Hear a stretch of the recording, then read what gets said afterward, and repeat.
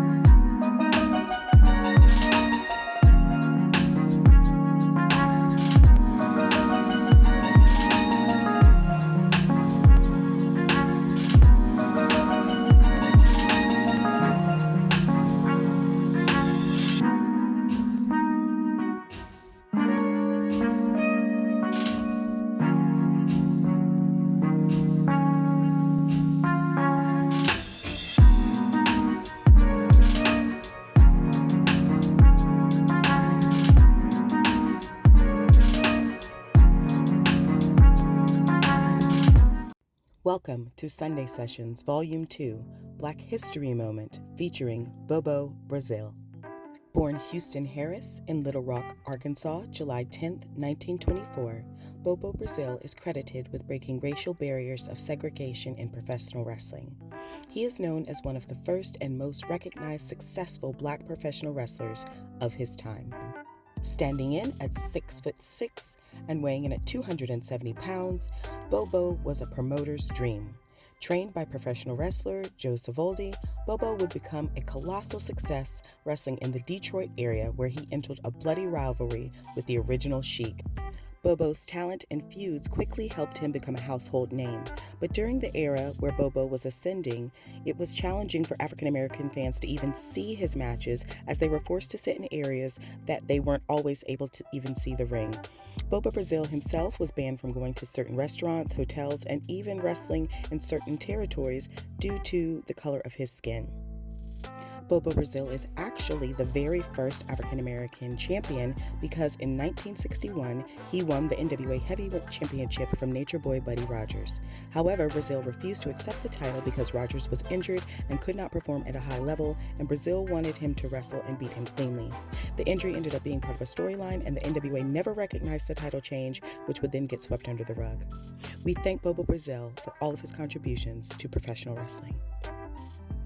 Welcome, welcome, welcome, everyone. I am your girl, Joshi Queen Supreme, Roni, the Big Bang Nicole, and welcome back to Sunday Sessions Volume 2. Sunday Sessions are real, raw conversations surrounding wrestlers of color and our experiences in this crazy, brutal, beautiful art. I am joined by two of my very dear friends and two incredible professional wrestlers who I know that you will recognize instantly. I'm here with the original Gothic gangster, Trevor Aeon, and the Big Bad Kaiju, O'Shea Edwards. Thank you so much for being with me on Sunday Sessions. I'm really, really glad that you guys are here. And we're going to dive into it. Today's first topic is funny because we're all so different in our Blackness on this call itself. But it is the many shades of Blackness. I know a lot of times people can think Black is just one thing. We, even as Black people, are taught that there's a certain way to be Black and for it to be acceptable. Respectability politics we'll get into another time. But for you guys, what has your experience been, especially being so long in the game, both of you, as well as being Black men, but being different in terms of how your Black identity shows up? Trevor, I'll throw it to you and then I'll throw it to O'Shea.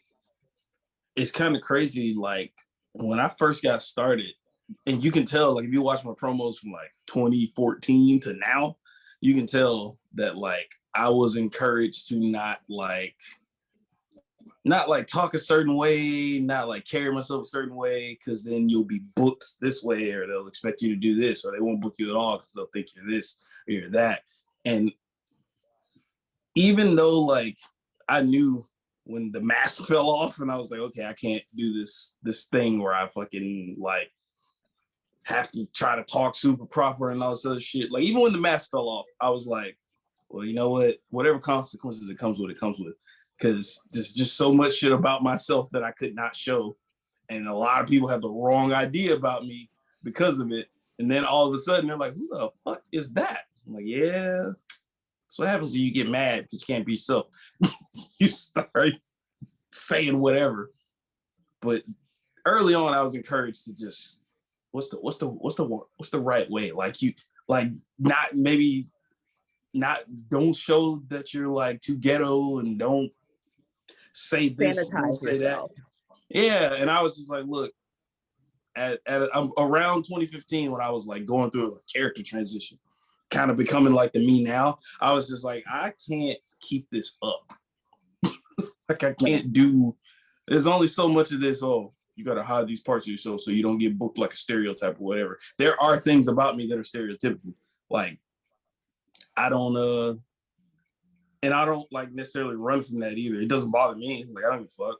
It's totally okay with me. So I was really just in my head trying to make wrestling okay with that. So look, if I get a little ghetto and I start sounding real hood, sorry, I don't know what to tell you. Like I grew up on the south side of Atlanta. Leave me alone.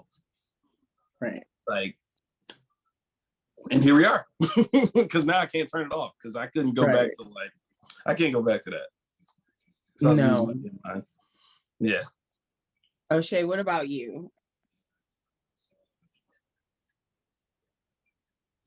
Is he? O'Shea. Oh no, he's not froze. He's right here. I'm just listening. Yeah, I'm good. Yes. What about your experience? I'm just listening. What about podcast, baby? I make yeah. Man, hand rule. Mine's a little different, as it should be. The thing was for me, I was a little late getting into the game. I think Trevor's like maybe a year or two, like more seasoned than I am. When I came into the game, like I told people before, like I was already professional. Like I've been fighting fires almost a decade at that point. So there's nothing anybody really tell me. It's like, homie, do you know what this is? Like, homie, this is wrestling. I go here and I go run to Burning Building tomorrow. I don't care about none of this. So you're not going to tell me how I should talk and what I should like. I'm going to like exactly what I want to look like. And I just really kind of held that presence about myself of you're not going to tell me anything. I know what this business is. I'm not immune to it. Yeah. And so it became one of those things of where I'm just like, nah, man, I am who I am because I am the person I want to see on TV. Right. So in terms of especially TV, you brought up a good point, O'Shea. The evolution of Blackness has been slow, to say the least, and we often see, the certain caricatures of what our white counterparts imagine Blackness to be.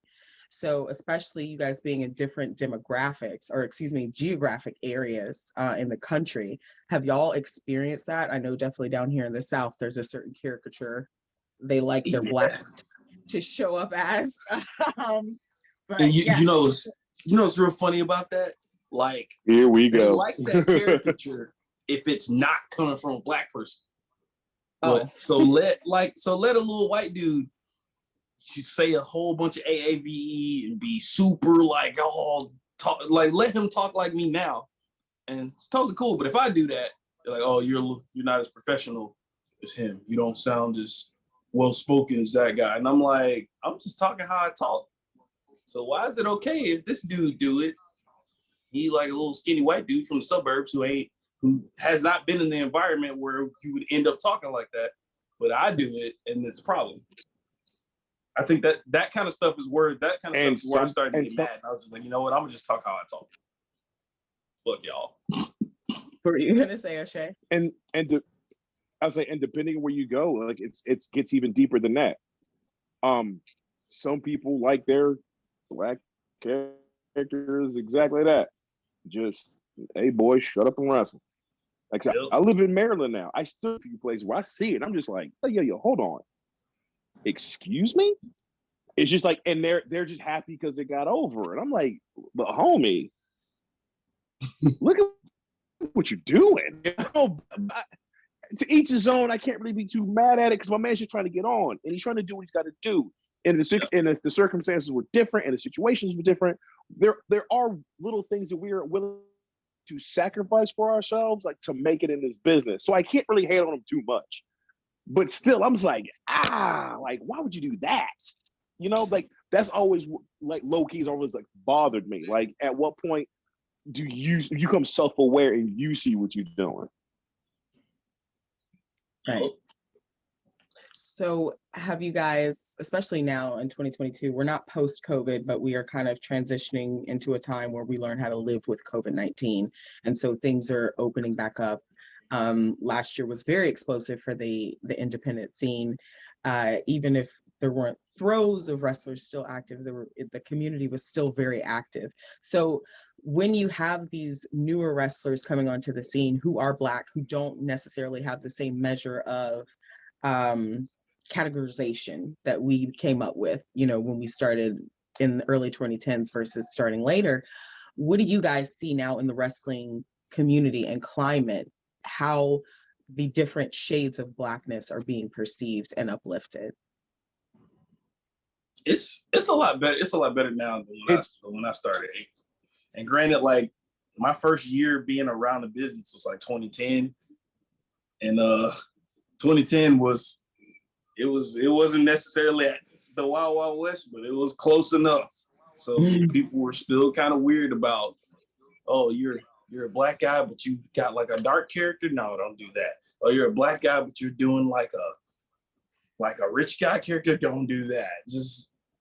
Just like early on, the character that, like the way I am now, I was going into this early, and then a lot of the promoters I was working for was like, well, since you're Black and you're like a baby face and you're gonna like make people uncomfortable because they're not used to seeing that from Black wrestlers or whatever the fuck. I don't see that happening with a lot of these new guys now, and I'm so glad that they can come out and be whatever the fuck. Because if you accept those characters or those type of personalities as like a white wrestler, then I don't see why like a Black dude can't do the same thing. There's very little difference between, I might be burying myself here, but there's very little difference between me and Malachi Black. But you should accept them both. Just because we're both like doing openly occult type shit as wrestlers, that doesn't mean that just because you're used to seeing a lot of religious Black people that I can't do that same thing. It's not like I'm faking it. Like, right. It's pretty authentic. So it's really weird for people to be like, oh, you're gonna make people uncomfortable when I do it because my skin's dark. I'm so glad that a lot of these younger wrestlers aren't necessarily dealing with that the way they did back then. And I try to like encourage the fuck out of people. Like, what do you say? What'd you say your character was? Yeah, do that. Don't try it out first. Like, don't fucking let people be like, oh, you can't do that. Nah, do it first. And if it don't work, okay, then change it. But at least fucking do it, because nobody told me to do it. Everybody told me not to. And here we are 10 years later, not mad. Right. And that clearly hasn't blocked any opportunities. Being your authentic self has actually helped, to elevate those opportunities so much when you actually can walk in who you are. O'Shea, What have you seen in the new climate of the wrestling community, especially coming from the younger guys that you yourself have been around and are mentoring, with your experiences at Ring of Honor and whatnot? And like I said, I've been in the Northeast now for about the Mid-Atlantic Northeast, how you would call it, about 3 years now. It's wild. It's been 3 years. The one thing I like living up here now is the fact that the level of awareness that some of these guys have coming into it is amazing. The one thing I tell people all the time, I was like, hey, for whatever reason, man, the most powerful the most powerful word in independent wrestling is no. You don't have to do this. No one's going to make you do this. And if someone is saying otherwise, that speaks more of them than it does you. And it's a bubble that's waiting to burst up here. But the way I came up is more like Trevor. Like, I had to they would see me and expect a certain thing and expect this and expect that. And I would give them something different. And they look at me like, oh, we weren't aware. Like, you don't have to be aware. Just here it is. This is the way this thing goes down up here. One of the cool things about like Trevor is like, there's only one of them. Nobody can ever say he's doing it wrong. Right. He's fucking Trevor. Like, yeah, he's doing exactly what the hell he wants to do the way he sees it, because in his mind, in his art, this is what it is. You don't have to like it. That's cool. People can like stuff and people cannot like stuff, but we're not going to ridicule it, because it's like, what are you really achieving? You're just hindering somebody from, I don't know, enjoying something. Let people like stuff. just let people like stuff. And it's awesome to see that like that younger generation of wrestlers coming in and they're just doing it. And it's such a journey they got to go on, because if it doesn't work, okay, cool, maybe you need to try something else. But that doesn't stop them from trying. You know, they're not trying to fit a certain mold, because what mold are we trying to fit? Like, somebody like name the atypical wrestler, and you ask 50 people that question, you will get 50 different answers. There is no mold for this. No matter what company may say what TV critic may say this, no matter what writing journalist may say, like, hey man, like there's a spot for you. How big that spot is, well, we don't know, but there's only one way to find out. Go get it. And they're going to get it, and I'm excited for them. It's fun. It's fun to see. You guys have definitely, or both represent different ends in terms of male wrestlers. So what has your experience been in mentoring or helping these guys not only walk in their Black identity, but being confident in that, whereas the industry often is, pushing back about that? O'Shea, I'll start with you. There's more of us than there are of them. It is. There's more of us than there are of them. We can make it whatever the hell we want to make it. It's ours. I don't care. What's he gonna do? Not book me? Oh no. I'll go somewhere else. Everybody's so afraid to be told no. I'm like, I embrace the word no, because all it means is someone else is gonna tell me yes. That's it. My biggest advice I tell a lot of young wrestlers is, don't look at wrestling for 100% of your influence. Take influences out of all the stuff that you like. I don't care how nerdy you think it is. I don't care how dorky. Trust me, there's someone who's a bigger dork than you. Trust me. Just lean into it. Enjoy it. When people ask my influences, I'm like, they're all non-wrestling related. They're just like, what? I'm like, yeah. And then they look at it and goes, I see how that fits. Thank you. The wrestling's easy. This is the fun part. Right. What about you, Trevor? Kind of a lot of that same thing. I always try to, especially with younger wrestlers who are brand new, because every once in a while somebody comes to me for advice, which I still think is weird, but it also has not occurred to me that I've been doing this for a long goddamn time. But I always tell them, like, look, whatever it is, whatever crazy idea you have, whatever you think that, oh, that's probably not going to work. Now do it first, because you can always change it. You can always tweak it. You can always alter it in some way to make it work. And just like O'Shea said, like, maybe don't look to wrestling as much. Like I tell people all the time, a lot of my influences come from all the other shit I care about and not necessarily wrestling. Yeah, there's some wrestling in there, like, of course, because you kind of can't help it, especially if you watch a lot of wrestling. And I've been doing this a long ass time, and I'm still a fan. Like, I still watch wrestling actively. So, of course, there's going to be a little wrestling influence in there. But if you look outside of that, especially to your other passions, you not only will you come up with a lot more creative stuff that maybe people haven't necessarily seen or haven't seen the way you're going to do it, but it'll be authentic to you, which just from what I'm seeing, especially lately, that's like super valuable, which that's a big deal to me in real life.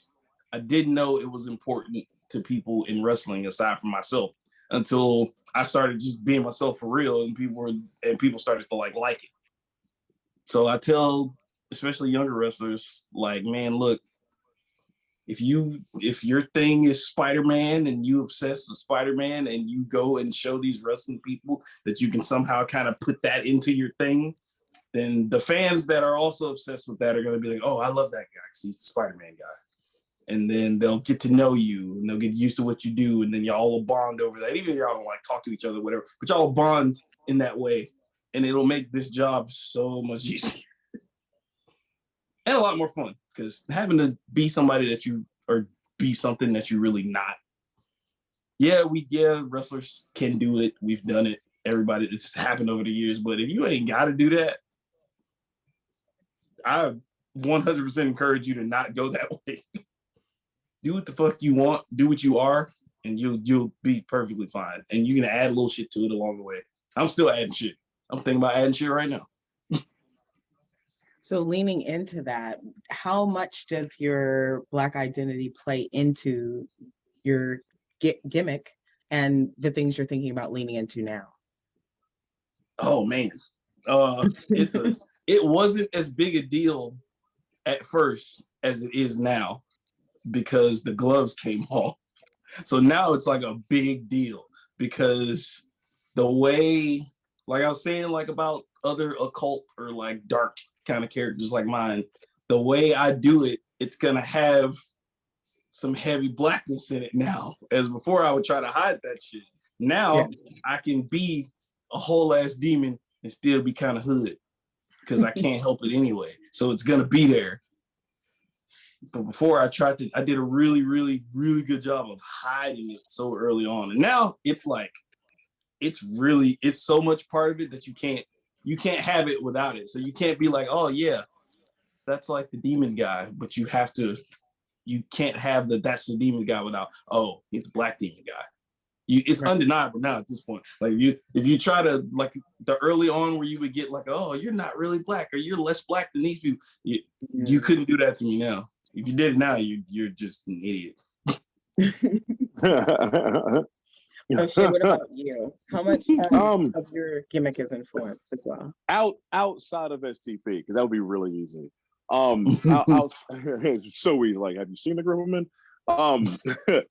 Outside of that, it's kind of like what Trevor has already been saying. It's just like, I don't want to be known as just a good black wrestler.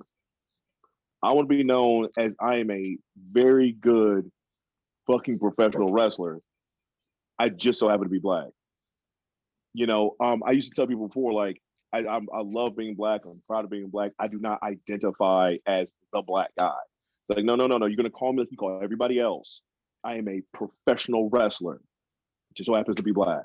That doesn't define me. The fact that I'm black doesn't put me on, in my mind, so it's whatever. It doesn't put me on some pedestal. It doesn't put me on any uneven grounds. Like, no, we are the same fucking person on the same floating rock. And anytime that bell rings, we could find out who is the better professional wrestler. When you want to have that conversation, like, come talk to me. But that whole, black this and everything is like, no, I ain't trying to hear that. No. Judge me on my skill and in my talent and the work that I put out. If you can't do that, you got to put me on some sliding scale, then I don't want to be on your damn scale. I just don't. I am just as good as the next guy and just as good as the next guy behind me. And I will prove that until the day I hang my boots up. So historically, though, we haven't really seen that, in terms of how Black wrestlers show up and have been represented, especially in the companies that have been around the longest and are of the most of note. So what do you guys think the turning point was? Where was it something that happened from the top down, or do you think it was something that just originated from the mindsets that are being discussed right now and came from the bottom up? Trevor, I will throw it to you.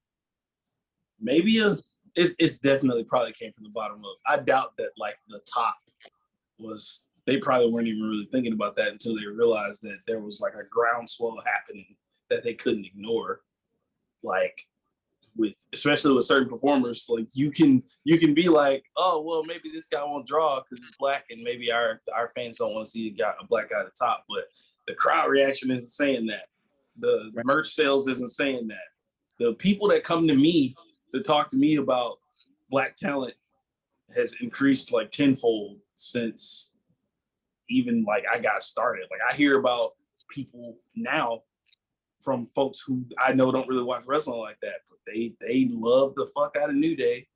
They can tell me, like motherfuckers that are new to independent wrestling, they can tell me all about Shane Taylor Promotions. So they probably just couldn't ignore the revolution that was happening, which is great. Like I'm glad, because it's only so much you can. It's only so long you can look the other way if something's happening like right up under you. And I guess they was, especially the folks at like the tippy top, they were probably like, well, if we ignore this, we're gonna get left behind. We're gonna make less money. We should probably wise up. Right. And do you think that it's something that is going to genuinely change the wrestling community, or do you think it will often be rooted in that monetary? See, benefit? that's the hard part. I wanna believe, I wanna believe so bad that it will.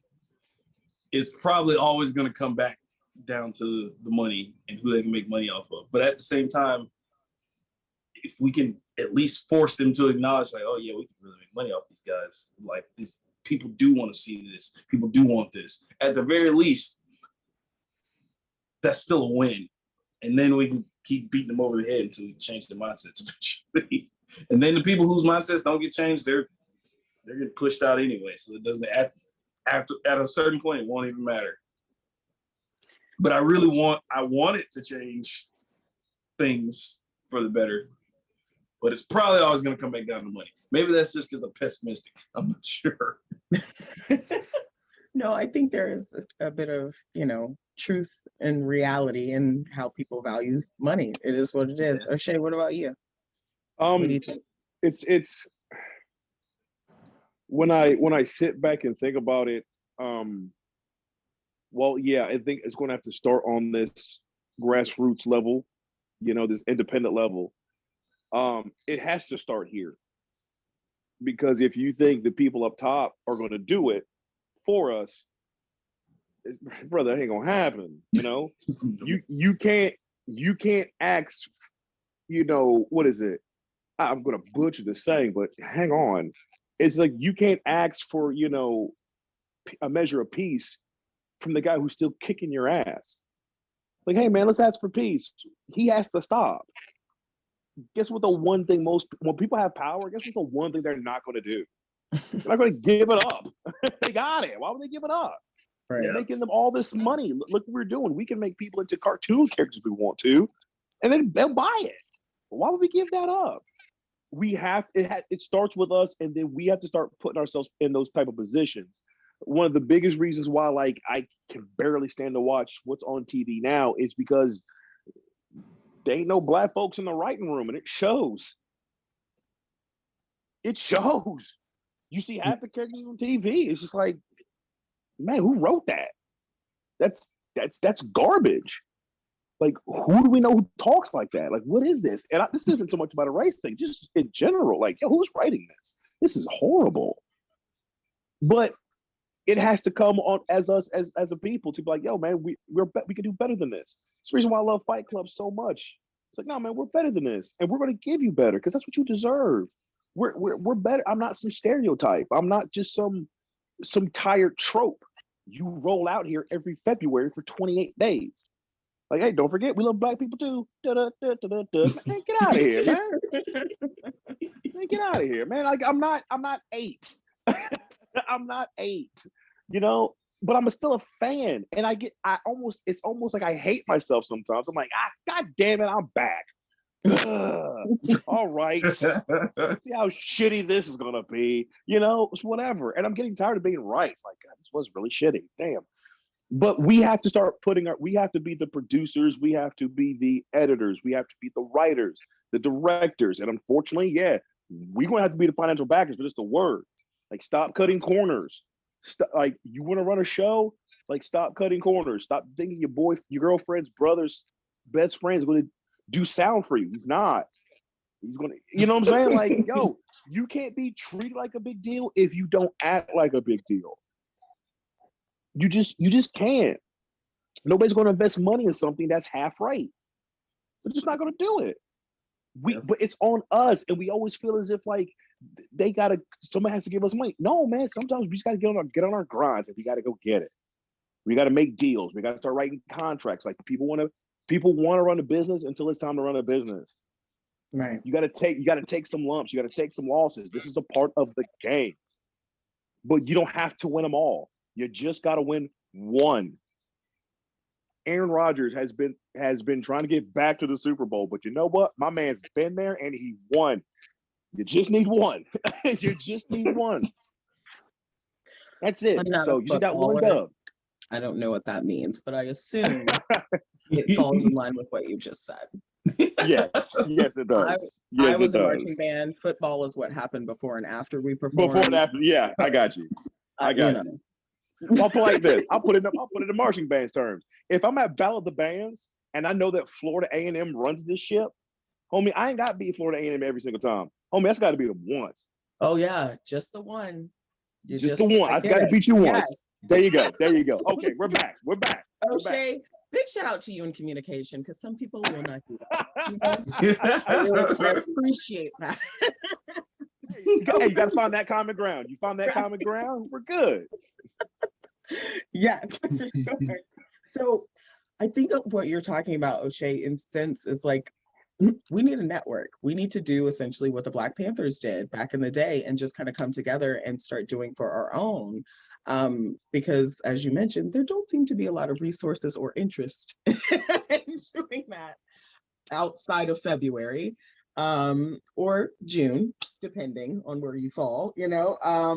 So what do you guys feel, or I'll ask you first, Trevor, and then you, O'Shea, what are some resources, if you could imagine a perfect world where money wasn't an issue, what would a Black-owned wrestling business network look like?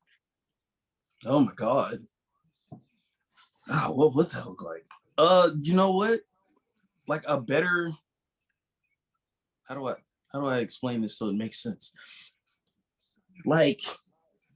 Like we'd have like a Tony Khan, who's not Tony Khan, and kind of that same thing, that same system, and from the bottom up too. So yeah, you'd have like the big company, whatever. Then you have all these little indies that feed that big company, and all of us guys that are working on whatever, we go up through that way.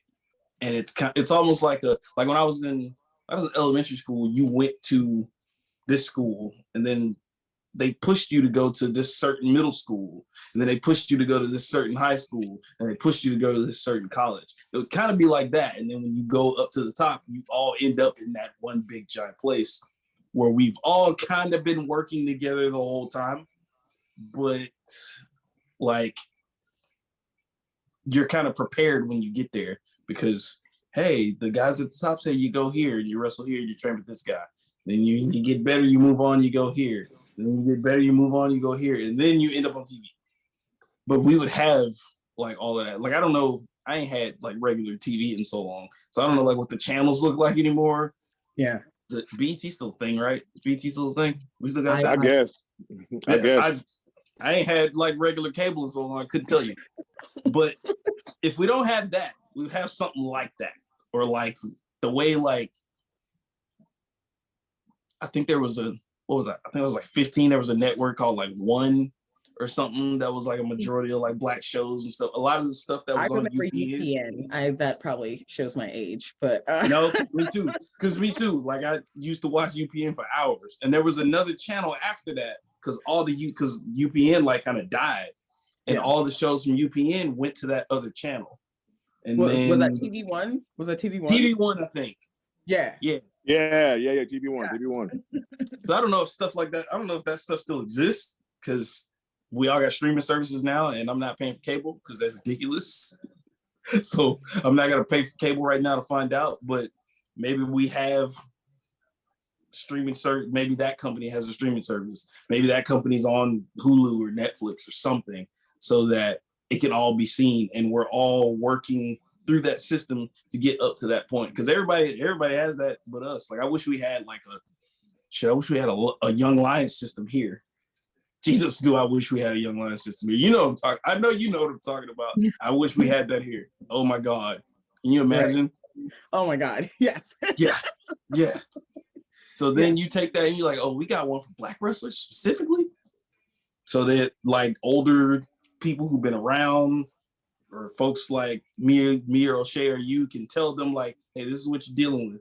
We're trying to make it so you don't have to deal with that as much. Yeah, when you leave out from under our umbrella, you're gonna have to go out there and deal with certain stuff, certain people, whatever. But you're prepared. You knew it was coming. Whereas when I walked into Southern Indy number 253, I didn't know what I was walking into. I didn't know the promoter was like, I want to put a top hat on you and tell you to dance, and your name's gonna be whatever the fuck. Just I would like them to be prepared for that. Right. And So have, ideally, it looked like a giant network of us all working together to end up in that big show, like they kind of have for everybody else at this point. right. O'Shea, what about you? What is your dream cast for the future? Mine's a little different. Mine's about just wrestling, the ecosystem of wrestling as a whole. Yes, I would love to see a infrastructure for young Black wrestlers to come in, and not even so much like Black wrestlers only, but just like, but hey man, Black folk run through here. Maybe that one dope white dude rolls in. Hey, come on in, man, no problem. But for the most part, it's like I said, look, Young Lions, you know who these cats are. Like, it's no big deal. But like, there has to be like a almost like a quality control type deal of who's coming out, this, that, and the other. It's kind of one thing I tell people all the time is, wrestling is for everybody, and sometimes it ain't for everybody. It's one of them things. Like, like, I'm sorry if I'm like hurting feelings, but I'm like, it is what it is. Come on. Yeah. Everybody doesn't make the NFL. It just doesn't happen. It doesn't happen that way. But I would love to see a collection of like small business. So like, if you have a picture in the United States, it's like, okay, I'm trying to run a show in Georgia. Okay, cool. There's a directory for like, Black-owned venues, Black-owned sound companies, Black-owned film companies. Because the list of Black wrestlers is, you can just type that into Google. You're getting that. But what Black-owned companies I know who do photography? Like I said, who's doing sound? Who's going to be my video editor? Who's going to produce it? Catering, right? You know what I'm saying? Depending on and like I said, depending on the portion you run, like, no, if you don't treat your guys like superstars, you can't be mad when no one else does. If we can like continue to build the ecosystem around wrestling, then I think overall it becomes so much better because now we have competition for everything. So it's not maybe the same guy taking pictures all the time. Or even if he is, it's like, maybe these pictures are so damn dope, and if you can do better, then put yourself out there and go see. Like, everyone gets better. Or hey, I want to get the best Black-owned sound guy, but maybe he's not available. Oh, but guess what though? These other three guys are more than capable to do the job. So no one ever feels like, oh, I got you keep using the same people. No, everyone's willing to do the job. Everyone's ready to make money together. That's my biggest issue. Like, why aren't we making money together? We could run it. It's so, to me, sometimes I'm like, yo, guys, it's really easy. We could run the world.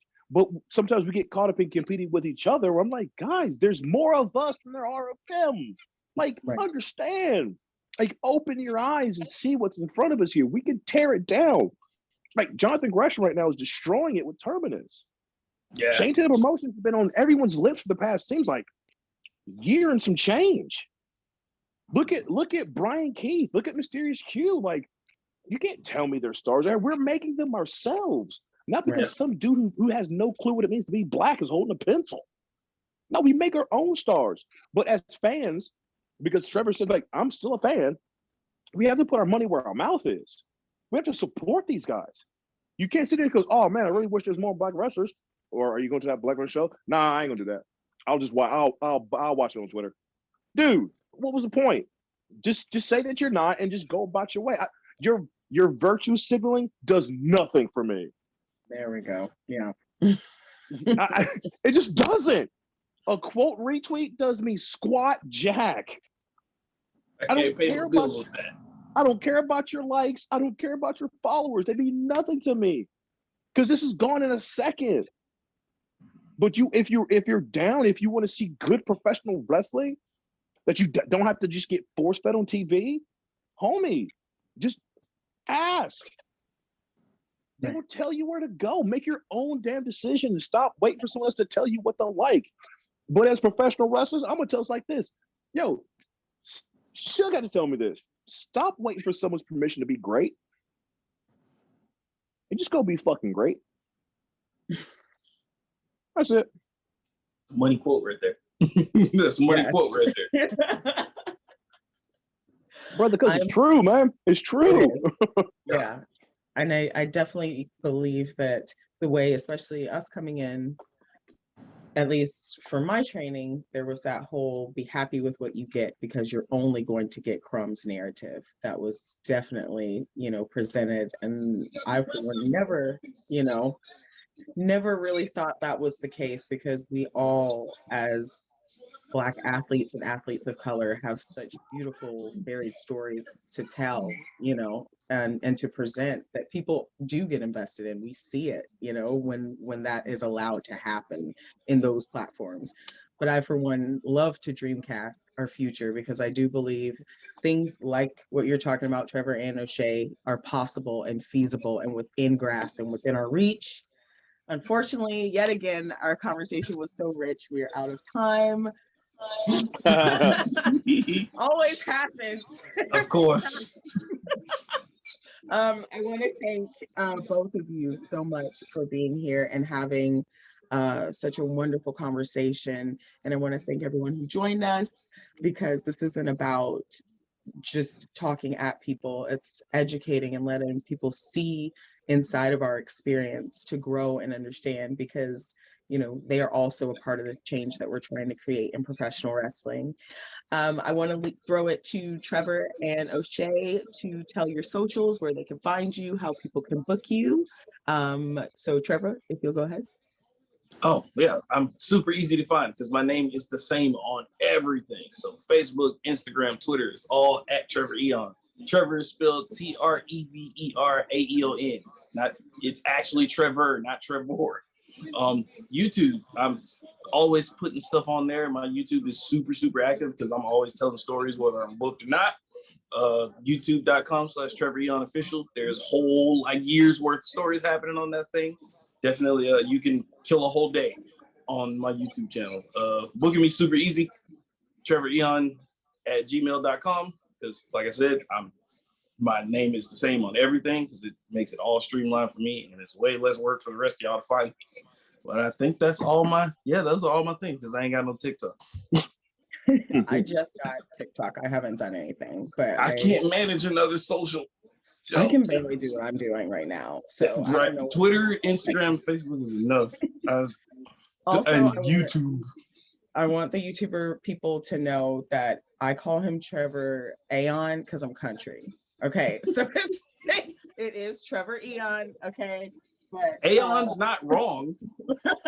It's not wrong. So. Well, I wanted to make sure it was represented accurately. Thank you so much, O'Shea. Where can we find you, Ben? Yeah. So you can find me on. I'm real active on Twitter. Like I tell people all the time I hate social media, but the fact that I'm good at it, I'm just like, damn it, now I gotta keep doing it. Damn.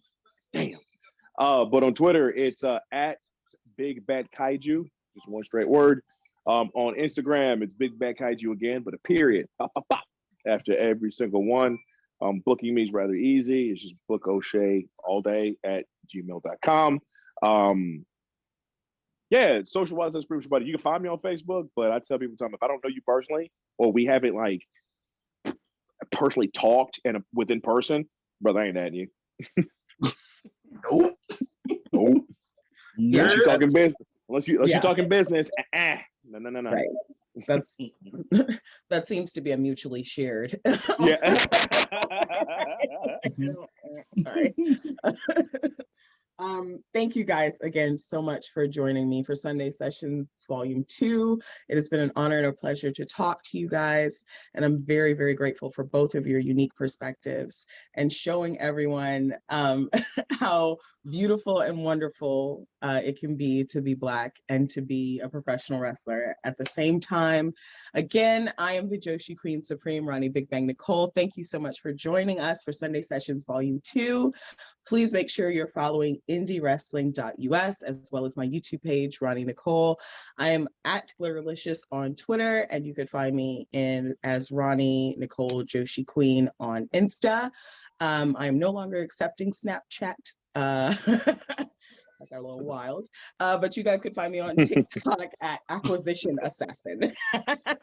So thank you again for joining for Sunday Sessions Volume 2. I love you guys. You're the best. Peace, love, and wrestling.